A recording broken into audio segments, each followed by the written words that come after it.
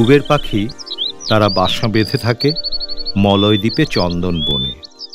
ঝাঁক বেঁধে ওড়ে পূব আকাশে সোনার আলোয়। ধান ক্ষেতের কচি সবুজ মেখে নিয়ে সবুজ হলো তাদের ডানা। হিঙ্গুল ফলের কষ লেগে হলো রাঙা তাদের ঠোঁট। তার একটি পাখি একদিন ধরা পড়ল। সওদাগর তাকে জাহাজে করে নিয়ে গেল উদয়াচল ঘুরে পশ্চিম সাগর পার হয়ে আজব শহরে। সেখানে সবুজ নেই, কেবল বাড়ি, কেবল বাড়ি। ইট, কাঠ, চুন, সুরকি, কলকারখানা, ধোঁয়া, ধুলো আর কুয়াশায় দিক বিদিক আকাশ বাতাস পর্যন্ত ঢাকা। দিনরাত্রি সমান অন্ধকার, আলোগুলো যেন সেখানে জ্বলছে না। কুয়াশায় ভিজে কম্বল মুড়ি দিয়ে রাস্তার ধারে বসে সে জ্বরে কাঁপছে। সূর্যের রথ শহরের পাঁচিলে এসে ধাক্কা খেয়ে ফিরে যায় শহর ছেড়ে। মলয় বাতাস দুয়ারের কপাট ধরে নাড়া দিয়ে দেখে, কিন্তু ঘর খোলা পায় না কোনোদিন। সবুজ পাখি সেখানে খাঁচায় রইল। কালো লোহার শক্ত খাঁচা, কলের কুলুপে চাবি দেওয়া খাঁচা। খায় দায় পাখি, থেকে থেকে কুলুপ নাড়া দেয়। কুলুপ নড়ে চড়ে কিন্তু খোলে না। কলঘরের এক কোণে পাখির খাঁচা, কলের ধোঁয়া থেকে ভূস্য ছিটিয়ে যায় তার গায়ে। সবুজ পাখনা কালো হয় দিনে দিনে। পাখি সেখানে থাকে মনের দুঃখে। শুনতে শুনতে শেখে সব খটোমটো বুলি, যেন লোহার কলের খটখটাং। তাই শুনতে লোক জড়ো হয়। সেই কলের ছাই ভস্য মাখা পাখনা দেখে অবাক হয়ে যায়। এ কি আশ্চর্য পাখি!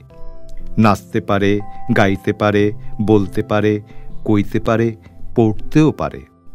পাখি সে থেকে থেকে নিজের কথা চেঁচিয়ে বলে, ওরে উঠতে পারিনে রে, উঠতে পারিনে, বেঁচে আমি মরে আছি। থেকে থেকে রাগ করে গা ঝাড়া দেয়। লোকে তার মনের কথা বোঝে না, তামাশা দেখে হাসে, হাততালি দেয়। আজব শহরের মানুষ, তারা কেউ বোঝে না মলয় দ্বীপের পাখির কি দুঃখ। তার দুঃখটা বোঝে শুধু ভোরের আলো। সে কোনোদিন কুয়াশা সরিয়ে কারখানা ঘরের কোণটিতে এসে দেখা দেয়, সবুজ পাখির গায়ে হাত বোলায়।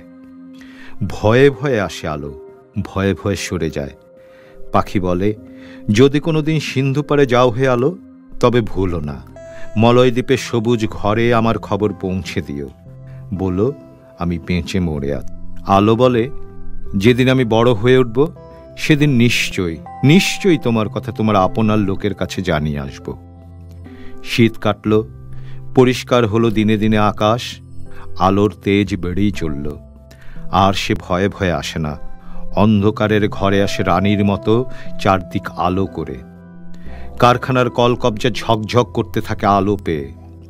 পাখি আলো মাখা ডানা কাঁপিয়ে বলে, আর কেন, এইবার। আলো বলে, থাকো থাকো, আজ রাতের শেষে খবর পাবে। খাঁচার পাখি ছটফট করে, সকাল কখন হয় তারই আশায়। সেদিন ভোরের বেলায় কলের খাঁচায় ধরা ক্লান্ত পাখি ঘুমিয়ে গেল। সেই সময় কলখানার বাঁশি ডাক দিল কুলিদের। পাখির কাছে আলো এসে বললে চুপি চুপি, মলয় দ্বীপে গিয়েছিলেম, তাদের তোমার দুঃখের খবর দিলেম।